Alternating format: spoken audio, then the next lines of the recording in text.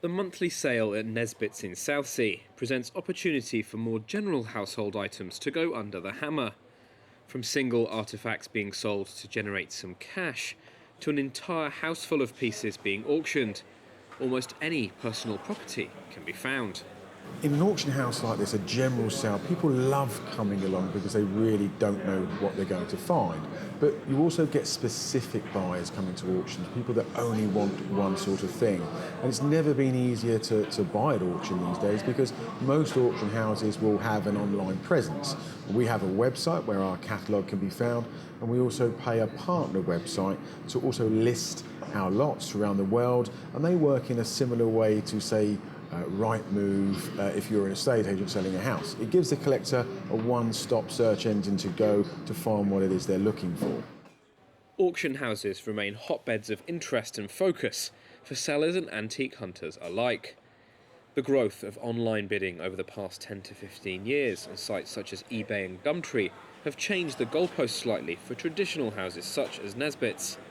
But for buyers, when it comes to trust and peace of mind, there's no doubt for John where the majority feel most comfortable. A lot of people still have apprehensions about buying online because they're not 100% sure who they're dealing with. You hear lots of sort of bad stories about things turning up that they bought online and it isn't as it was described or as they assumed it was described.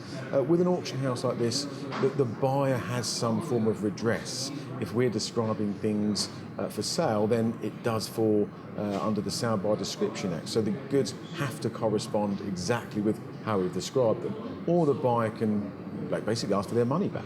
So yes, people still, they like to come and buy at auction because they know they're dealing with a professional and they have some form of redress if things don't work out. General auctions can throw up more unusual items that would normally be saved for a specialist event. For John, it's that intrigue of the unknown that brings in the bidders. This week's event will see 4 vintage motorcycles from a Southsea businessman who's upping sticks and moving to the Isle of Wight.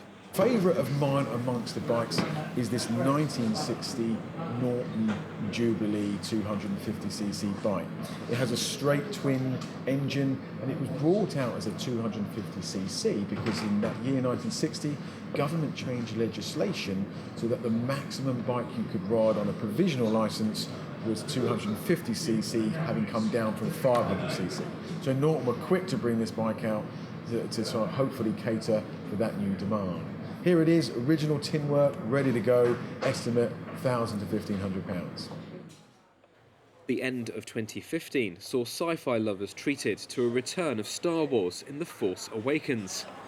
With the next part of the saga due for release at the end of this year, there's a large number of collectible items being exchanged among fans of the franchise.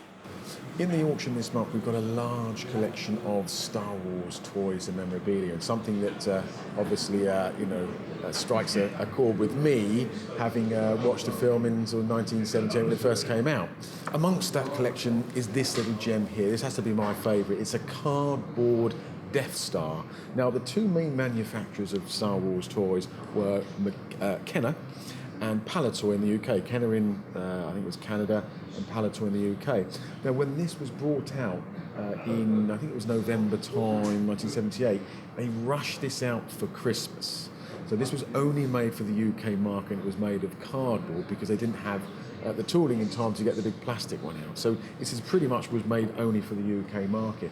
At the time, this cost a grand sum of £6.08.